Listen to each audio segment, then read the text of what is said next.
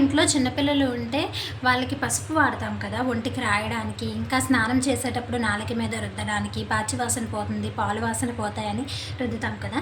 So అలాంటప్పుడు మార్కెట్లో దొరికే పసుపు లేదా పసుపు కొమ్మల్ని ఆడించిన పసుపు అయితే బాగానే ఉంటుంది. మార్కెట్లో దొరికే పసుపులు వాడడం వల్ల పిల్లలకి ఇన్ఫెక్షన్స్ రావచ్చు, పసుపు సరైన క్వాలిటీలో లేకపోవచ్చు. అలాంటప్పుడు పిల్లల కోసం స్పెషల్గా పసుపుని మనమే తయారు చేసుకోవచ్చు.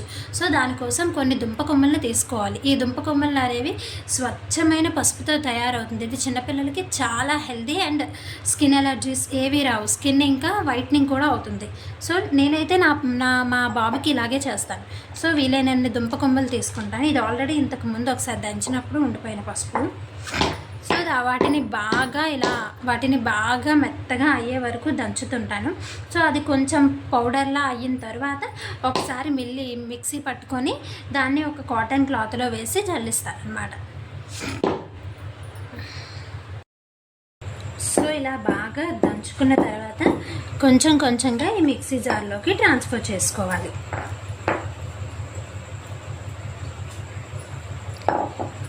ఇలా మిక్సీ జార్లోకి ట్రాన్స్ఫర్ చేసుకొని దీన్ని వీలైనంత స్మూత్గా మిక్సీ పట్టుకొని బ్లెండ్ చేసుకోవాలి.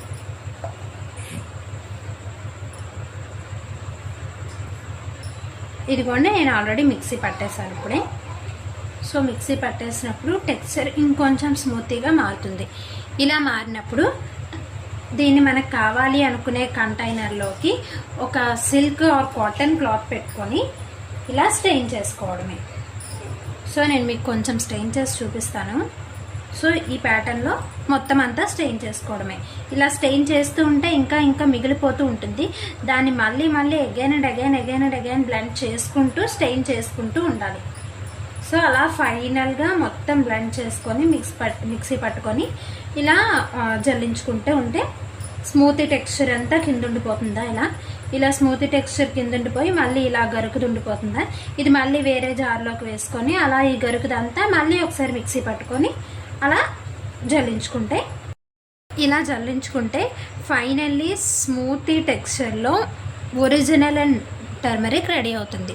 ఇది పిల్లలకి స్కిన్కి కానీ నోట్లో కానీ, ఇప్పుడు చాలామంది పాలు తాగే పిల్లలకి నార్మల్ పసుపు వాడతారు. అదే ఇది నోట్లో నాలుగుకి రాస్తే పాలు వాసన, పాచి అన్నీ పోయి మౌత్ చాలా ఫ్రెష్గా ఉంటుంది.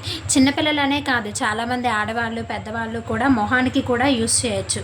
ఇలా ఈ దుంప కొమ్మల్ని పసుపు చేసి ఇలా న్యాచురల్ పసుపుని యూస్ చేయడం వల్ల మొహంపై మొటిమలు, నల్ల మచ్చలు, మంగు మచ్చలు ఇలాంటివి ఏమున్నా పోయి స్కిన్ చాలా స్మూత్ అండ్ సాఫ్ట్గా గ్లోయింగ్గా తయారవుతుంది.